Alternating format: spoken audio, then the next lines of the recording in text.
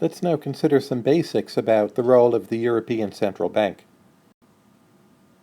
The European Central Bank has enormous potential power to solve problems of indebtedness because it can simply create new money out of thin air and, when it wishes, use that money to buy government securities of troubled nations. Still, this is easier said than done. It is stated that price stability is the sole macroeconomic objective of the European Central Bank, and in the Charter there is also a no bailout clause. These conditions have been weakened considerably, but still they exert a strong pull and very much limit the power of the European Central Bank to address Eurozone issues. One significant development came in December of 2011 with a program called LTROS, or long-term refinancing operations. This is when the European Central Bank offered to European banks loans for up to 3 years at a 1% rate of interest, generally to troubled banks, and the collateral requirements were extremely loose. The purpose of this program was to tide banks over and ensure the underlying financial stability of the Eurozone. The uptake on these loans has been well over $1 trillion in value. Mario Draghi, head of the European Central Bank, instituted some very important reforms in the fall of 2012. Most significantly, the ECB announced that it would, when needed, buy the bonds of countries in aid programs.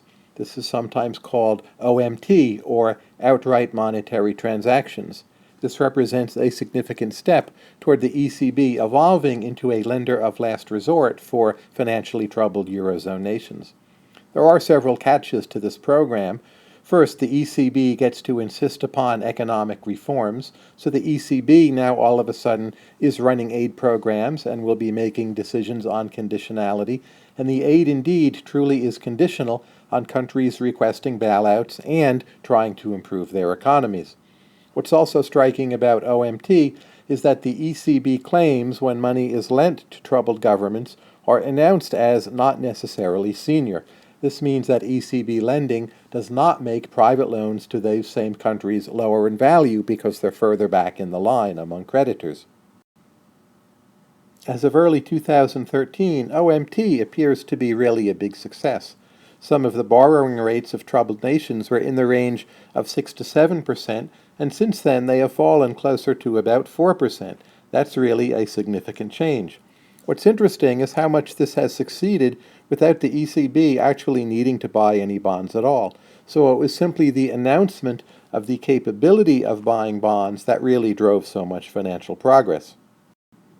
It's being debated whether there's a paradox here that simply making an announcement can so much lower bond rates. Could the ECB simply stick with its announcement for a long time to come, or will they have to fairly soon step up to the plate and actually start buying these government bonds? In any case, although the OMT program has gone quite well, there are some cautionary notes. For instance, the impetus toward other reforms involving fiscal and banking union, whatever you may think of them, actually has become much weaker since that pressure from the higher bond rates seems to have been taken away to a fair amount. There's also much less pressure for these countries to undertake shorter-term structural reforms, so perhaps it still remains to be seen just how much good OMT will have done in the longer run. Eurozone bailout programs have been run by what is called the Troika, and that consists of the European Union, the European Central Bank, and the IMF all acting together. What's striking is how much the role of the European Central Bank is being elevated in these bailout decisions.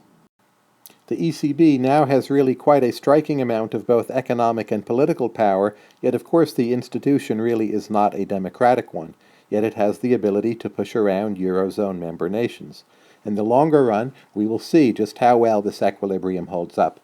But in any case, the increasing mobilization of the European Central Bank has been a major reason why the euro crisis in early 2013 in many regards appears to be less severe than it was, say, a year ago in 2012.